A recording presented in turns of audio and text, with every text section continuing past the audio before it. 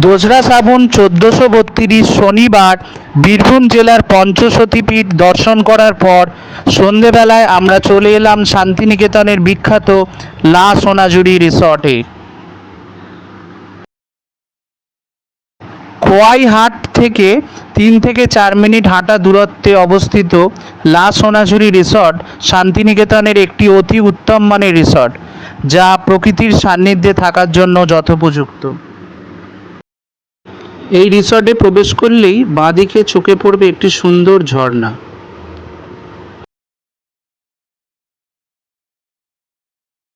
এটি শান্তিনিকেতনের সোনাঝুরি জঙ্গলের মধ্যে অবস্থিত। যদি কেউ শান্তিনিকেতনে প্রকৃতির কাছাকাছি সময় কাটাতে চান, তবে এই লা সোনাঝুরি রিসর্ট একটি অতি উত্তম পছন্দ হতে পারে তার জন্য। এই রিসর্টে প্রবেশদ্বার দিয়ে ঢুকে একটু এগোলেই ডান দিকে রয়েছে একটি বড় মহাদেবের মূর্তি। বাবা মহাদেব এখানে ধ্যানমগ্ন অবস্থায় বসে আছেন।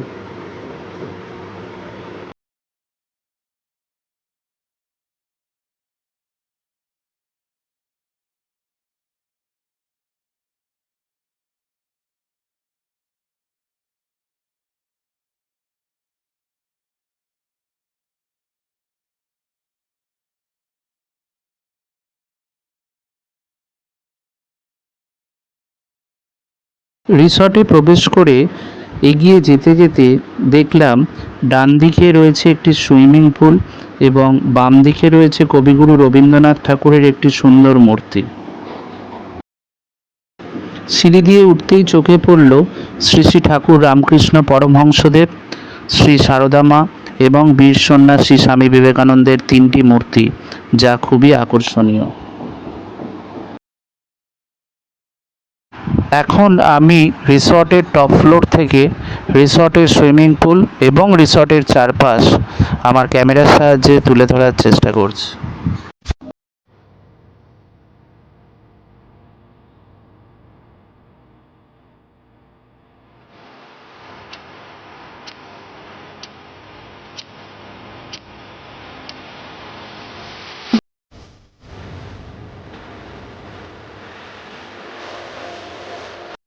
এই রিসর্টে রয়েছে কাঠের আসবাবপত্র সহ বিভিন্ন সাইজের 50টি রুম।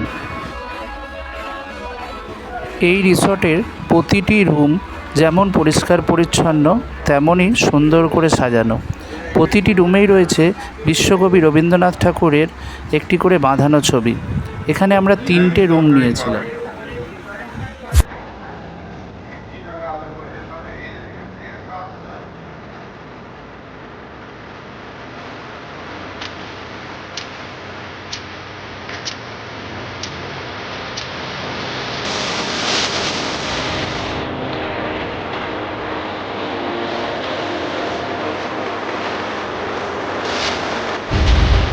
রিসর্টে এসে ফ্রেশ হয়ে নেওয়ার পর আমরা চলে এলাম এই রিসর্টের একটি প্রধান আকর্ষণ, এই রিসর্টের সুইমিং পুলে, যা এই রিসর্টটিকে আরও সুন্দর এবং আকর্ষণীয় করে তুলেছে।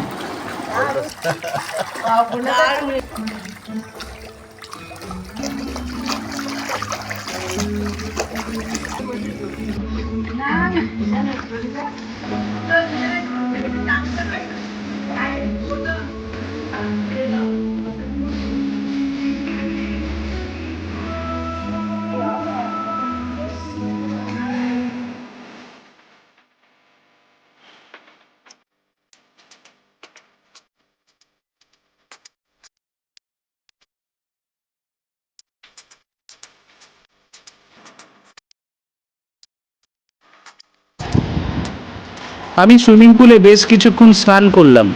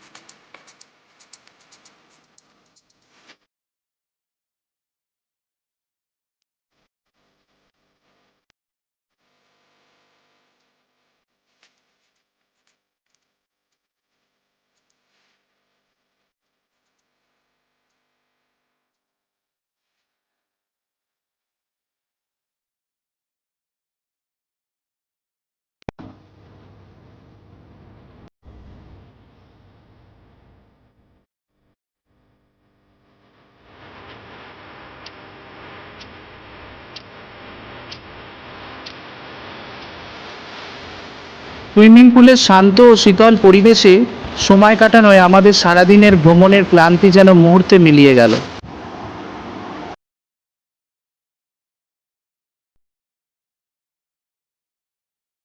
এরপর রাত্রে ডিনার করে আমরা শুয়ে পড়লাম। পরদিন ছিল রবিবার। সকালে উঠে ফ্রেশ হয়ে প্রথমেই চলে গেলাম সুইমিং পুলে স্নান করতে।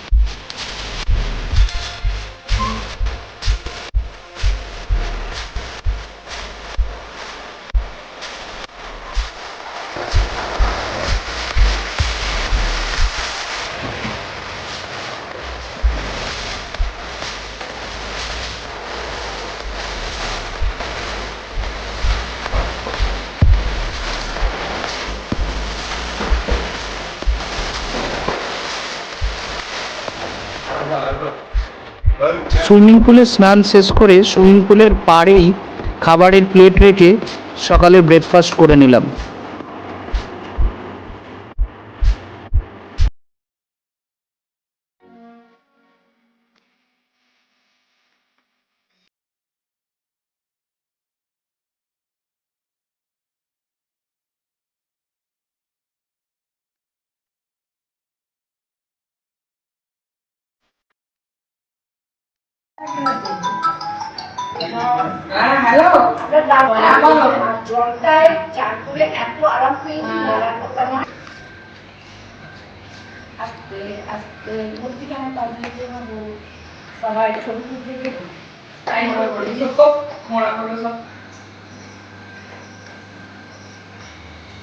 এরপর লাগেজ প্যাক করে আমরা বেরিয়ে পড়লাম সোনাঝুরি হাটের উদ্দেশ্যে। লা সোনাঝুরি রিসর্ট থেকে সোনাঝুরি হাট যেতে টোটোতে সময় লাগলো মাত্র 5 মিনিট। টোটোতে ভাড়া নিল মাথাপিছু 10 টাকা করে।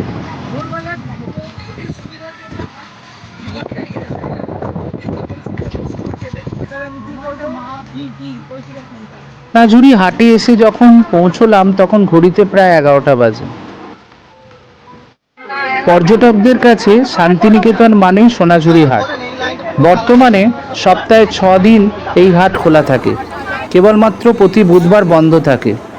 এই হাটটি হস্তশিল্পের জন্য বিখ্যাত।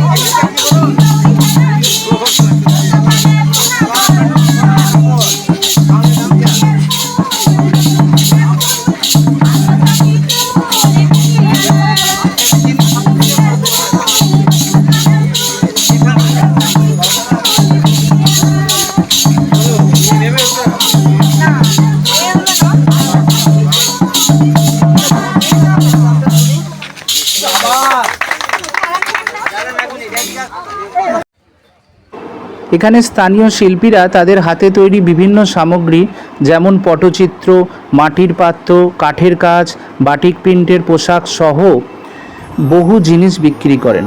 এই হাটটি পর্যটকদের কাছে অত্যন্ত জনপ্রিয়। শুধুমাত্র কেনাকাটার জন্য নয়, বরং স্থানীয় সংস্কৃতি এবং শিল্পের প্রদর্শনীর জন্য জনপ্রিয়তা লাভ করেছে এই সোনাঝুরি হাট।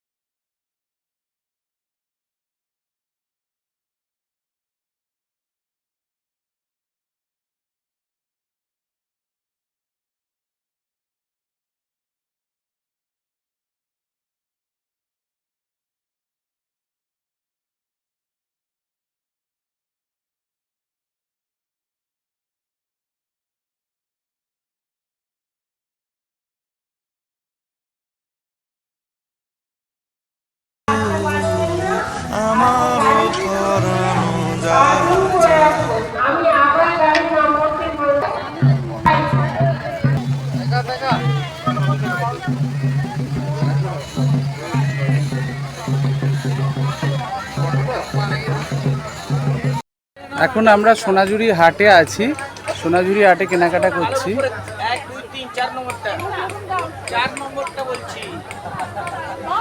শান্তিনিকেতনের সোনাঝুরি হাটে কেনাকাটার পর আমরা যখন বাড়ির উদ্দেশ্যে রওনা দিলাম তখন ঘড়িতে প্রায় 2টো বাজে। বন্ধুনাং ফুর্তিনাং তপ বন্ধুনাং ফুর্তিনাং তপ বন্ধুনাং ফুর্তিনাং তপ বন্ধুনাং ফুর্তিনাং তপ বন্ধুনাং। পথে যেতে যেতে আমরা লাঞ্চ করার জন্য চলে এলাম হোটেল খোয়াইতে। বোলপুর থেকে বর্ধমান যাওয়ার রাস্তা, যেটা সিউড়ি রোড, নবাবহাট হয়ে ওই সিউড়ি রোড দিয়ে যেতে ওরগ্রাম এবং বড়ার চৌমাথার মাঝে এই হোটেলটা পেলাম, অর্থাৎ হোটেল খোয়াই পেলাম।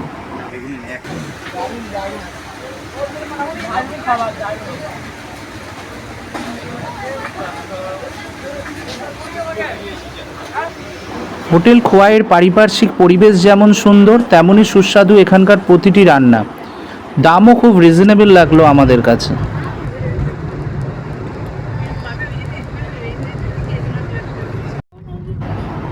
হোটেল খোয়াইতে মধ্যাহ্নভোজন সম্পন্ন করে আমরা গাড়িতে উঠে পড়লাম। এবার বাড়ি ফেরার পালা।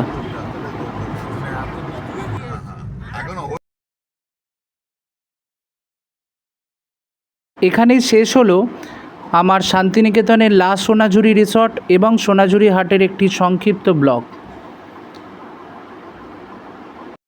বন্ধুনাং ফুর্তিনাং তপ বন্ধুনাং ফুর্তিনাং তপ বন্ধুনাং ফুর্তিনাং তপ বন্ধুনাং ফুর্তিনাং তপ বন্ধুনাং ফুর্তিনাং তপ বন্ধুনাং ফুর্তিনাং তপ।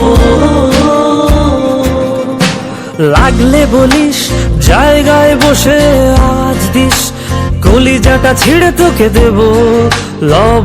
ব্লগটি কেমন লাগলো কমেন্ট করে অবশ্যই জানাবেন। ব্লগটি ভালো লাগলে লাইক করবেন আপনার পরিচিতদের সাথে লিঙ্ক শেয়ার করবেন এবং এরকম আরও সুন্দর সুন্দর ব্লগ পেতে আমার এই channel Koushik Pal's creation subscribe করে আমার পাশে থাকবেন। নমস্কার।